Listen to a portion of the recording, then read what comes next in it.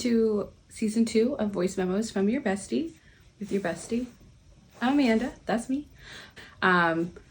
This podcast started as something that I just thought about one day and was like, cool, let me just do a podcast. Let me just get on camera and yap and chit chat.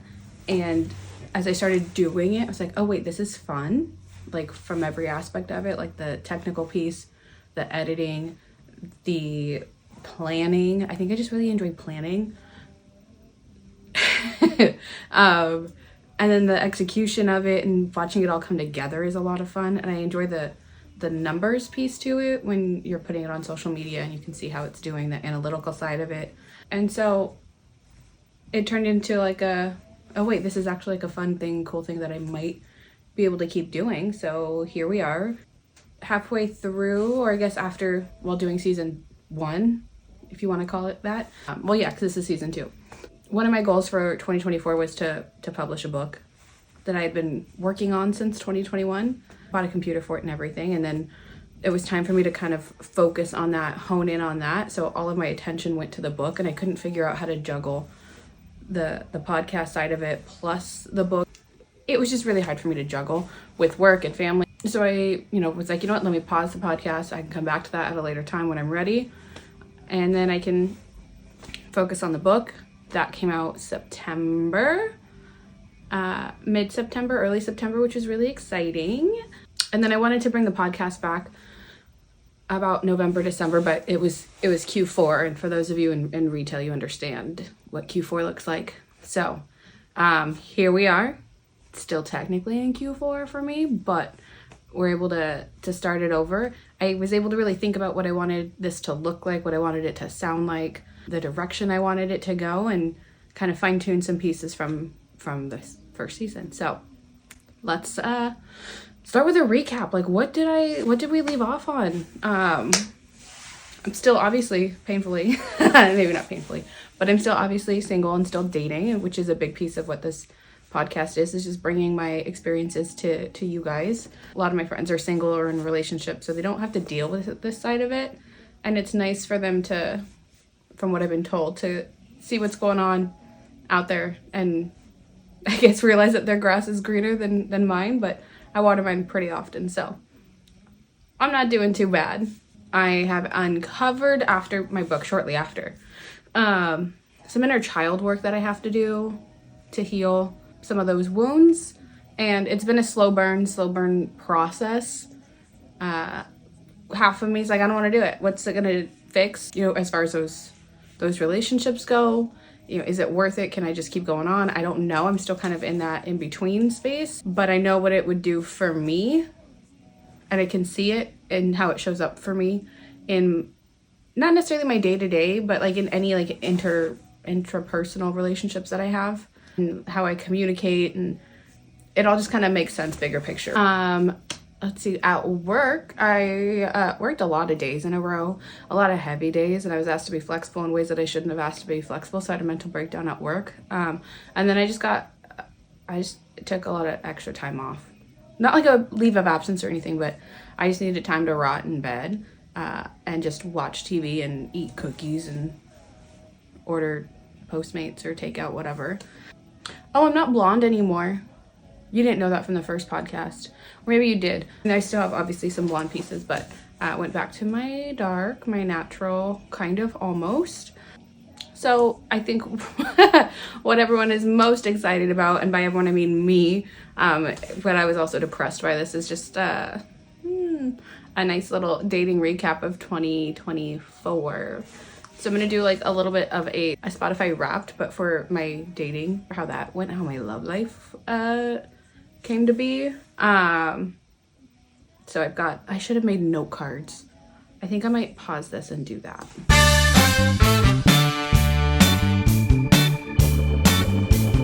Just imagine these are branded or something. They say VMYFB. So from my dating Spotify Wrapped, Spotify Dating 2024, I've created a spreadsheet, and I do know why. I do enjoy like the numbers and spreadsheets and things like that, and when I made this, I was like, oh, this is a fun idea. You know, this is cool. I could do like a PowerPoint presentation from it. And then as I was doing it and looking at it and making the different, you know, columns and things, it became one of the most depressing things I could have done. I laughed at myself because, I mean, if you can't laugh at yourself, who can? Who can you laugh at? So like in a joking, depressing way. When I go through these highlights right now, you'll see why it's just laughable at this point. I'm not sure the effort I was really putting into, it, to be honest. I don't know if I was putting a real effort into dating and how I was showing up, and if I was showing up authentically. There was still a lot that I was learning about me, and I still am. And I think that's played a role in how I showed up last year. So without further ado, let's get into it. Let's all just laugh at me. Please feel free. Laugh at me. Laugh with me, actually, because I'm laughing. And hopefully when we're doing this in a year from now, we have some better talking points. So some of the highlights here, I had 9 talking stages. 9 times where I went to my friends and was like, oh my God, okay, so I'm talking to this guy 9 times. And I'm looking, I have notes, I have their names. And they're just so funny. Let's see if I can tell you a little bit about these talking stages. One guy apparently had a girlfriend the entire time, which was hilarious. And then I found out after the fact, in December, I think, he had sent like a photo of himself, like not anything inappropriate, just like a selfie, because he was out having a drink with friends, and sent like a cute picture. I was like, oh my gosh, how cute. And I saved it to my camera roll to make it his contact photo. And I didn't realize at the time, but when I went back and I was going through my pictures sometime in December, I was like, where's that picture from? Like, why am I seeing this in this year? Because I was in a different year or something. He had sent me a picture from over a year ago as like a current picture that he was out. And I was like, are you kidding me? How funny is this? This is insane. I got mad for a second, but then I was just like, this is so funny. Then I looked at another picture that he had sent me, and it was from over a year ago as well. He was supposed to be at a wedding, and I guess he sent a picture from a wedding he was at. I don't know, but he sent me old pictures as if he was living in that time frame, and it's insane to have to go to that extent. I didn't ask for these pictures. I didn't say, hey, send me a picture for your contact. I didn't do that. But I was, after, like, to voluntarily do that, that's committing to the bit, and I love that. But I was so mad for a minute and just flabbergasted. Oh my God, that was really funny. I still laugh about it now. Oh my God. Oh, that was fun. There was a guy that I had started talking to, and then it just like kind of stopped. So I, Merry Christmas to him, sent him a Merry Christmas message.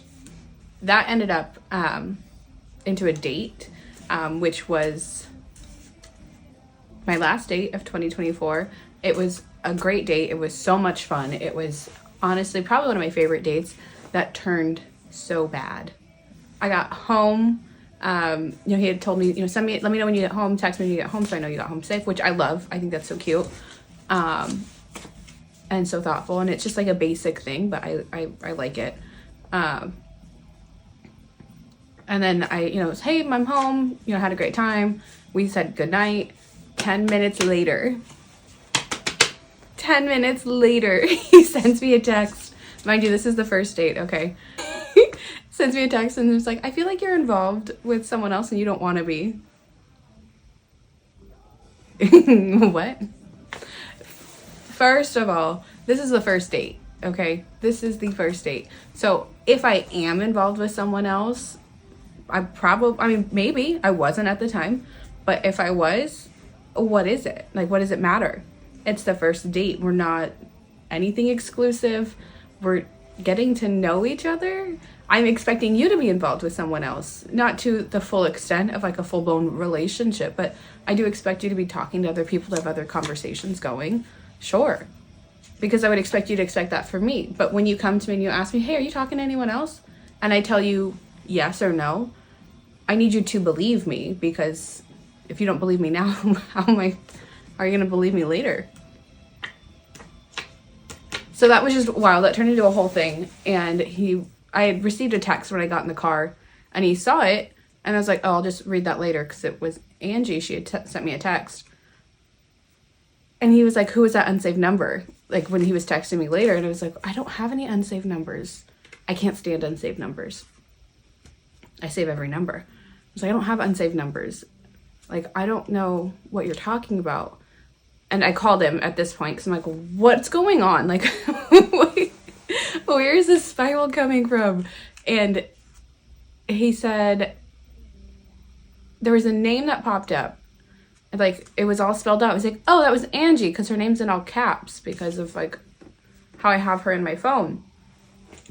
And he was like, yeah, okay, sure. Like, I was like, I mean, if you would have asked me in person when you were sitting right there, like, I would have gladly showed you. I would have read you the text.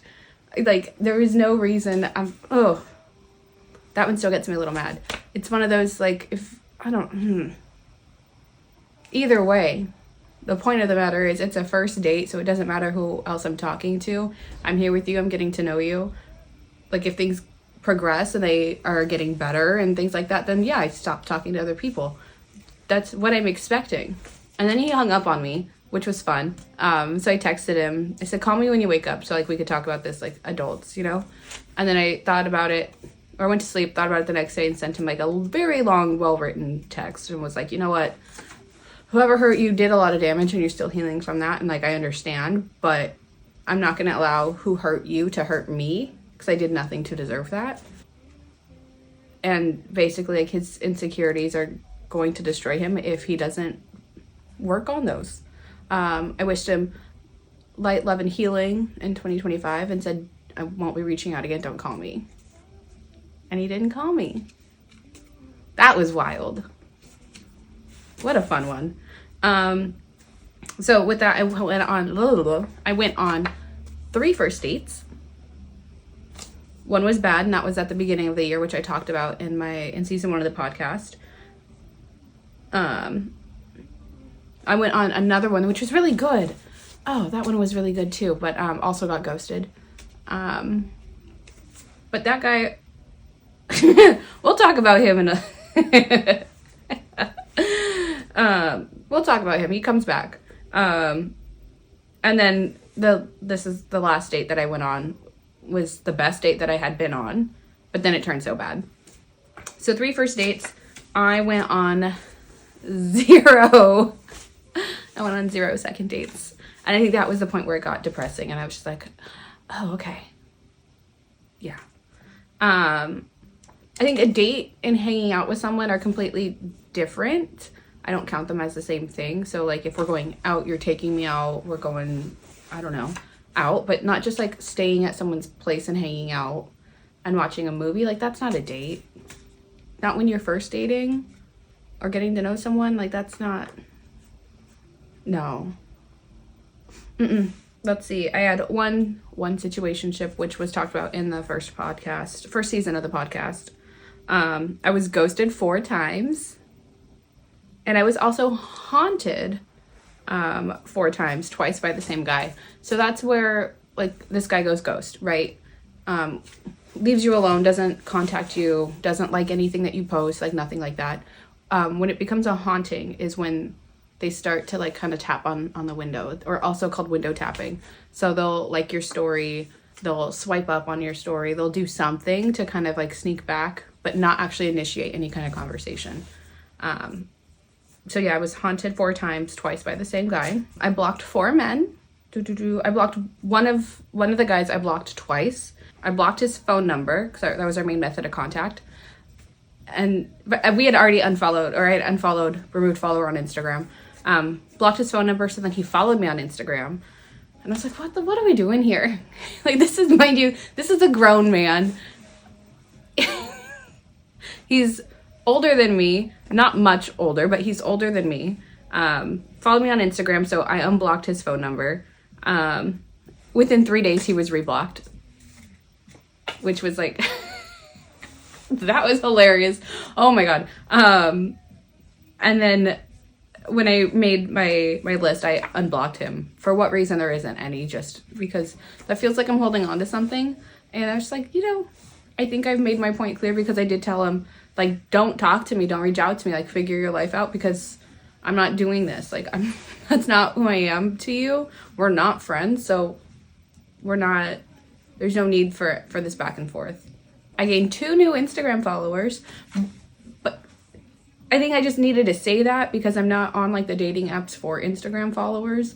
I'd rather you not see my Instagram, because I have my family on there, I have my friends, and I don't need everyone on my Instagram. Like, that's not what I'm in it for. My Instagram's private. Follow my my writing page, or, you know, follow my creative page. That one's public, sure. I let multiple men show me their true colors multiple times, and I decided I wanted to see the better in them. Oh man, I'm so good at seeing potential and only seeing potential. But, you know, we'll work on that. We're working on that. I believed 3 men when they said they wanted to spend time with me. And I shouldn't have, because it led to nothing and nowhere. I told one guy off twice, which is like, that's on me. Fool me once, you know, whatever. I let him back in to be able to tell him off again. So that's on me, but I sure do love a good, well-written tell-off. Because I'm, like, super chill, super cool, you know, conversation, you know, easy to talk to. But if you cross me, I'm going to read you for filth, and you're not going to enjoy it. So don't do that. Told another guy off once, which was, you know, the guy that I went on a good but then bad date, who's been really just a weirdo. I let one guy ghost me, haunt me, come back, and then ghost me, and now he has haunted me again. Oh man, I wish I was making this up. This was the guy that I went on a good date with, and then he ghosted me. And I just need to let him go at this point, because it's not going anywhere. This is the pattern. His pattern, at least. And I can't keep showing up for someone who can't show up for me. And that's just what it is. So those are the highlights from my spreadsheet that I made here. It's just, like I said, it was depressing when I came to the realization that this is what I had to show for the year.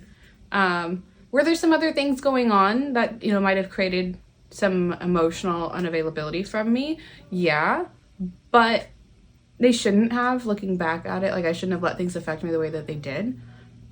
But, you know, we're learning. I'm learning, and I now have my hopes for 2025 for dating. I don't want to set a number or, like, a frequency for how often I have to go on dates.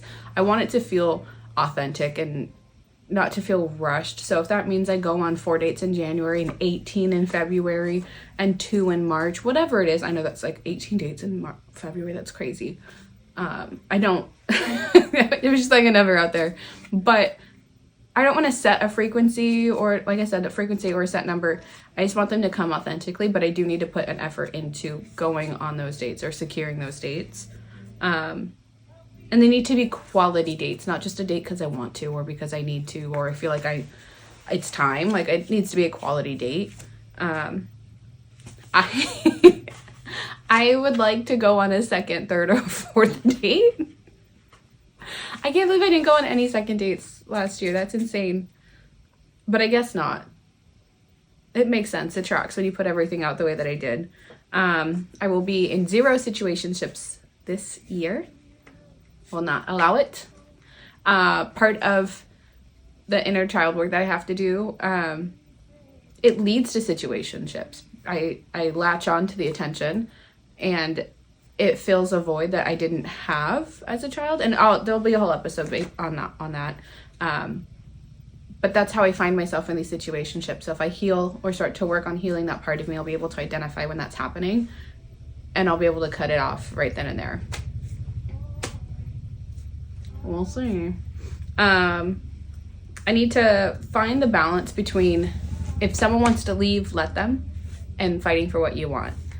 Because there's a push and pull with that. It's not always, you know, if someone wants to go, just let them go, right? But no, you need to fight for what you want. I don't know. It's just so hard to find that balance and when is the right one. I think part of it has to do with what the other person wants as well. So if they are in the same way, like, I want to fight for this, I want to make this work, we're going to make this work, then yeah, I'm going to fight for what I want. But if they want to go see where the grass is greener, look, I'm standing here with my watering can. I don't know what else you want me to do. I'm watering where I can, but if you want to go, then by all means, please do so. But really trying to figure out what that balance is and when I need to enact which one. We will not be reducing, reusing, or recycling in 2025. What that means is I'm leaving the past in the past. If you did not make it through 2024 with me, you are not gonna make it to 2025 and so on. I'm so sorry, babes. But that's not going to happen. It didn't work in the past for a reason. I don't believe in right person, wrong time, because if they were the right person, it would be the right time. And you got to learn something from it and move on. I think that's the biggest thing. No, reduce, reuse, recycle. Clean slate, moving forward. I want to be an adult, and I don't want to ghost anyone unless it's necessary. I feel like ghosting is just such an easy way out, right? Out of sight, out of mind, move on, block, and whatever it is that you need to do. But if you have issues with how they're showing up for you or whatever it is, like, share that with them, because that could make them a better person. That feedback, if they're open to it, could be something that they're able to move on with and make something of it. And I will not be hanging out with anyone in 2025. Dates. We're going on dates. We're going out. I'm not going to your house. Not until like the 4th or 5th date. You know what I mean? Like, we're not doing that. I'm not going to go and just hang out and watch TV, because that's not a date. I need more effort. I need more effort than that. So that's dating in 2024 for me, and what I hope to do and am able to do in 2025. And we'll be here. I'll share all the ups and downs with you, and where it goes from there. But fingers crossed, it's not anything like last year. I will show up differently, and we'll see what happens with that. I'm hopeful. I have gone on one date this year, and it was a good date, but nothing came from it. And I'll talk more about that later, maybe on a different episode. So what else? What else are we looking for 2025? Resolutions.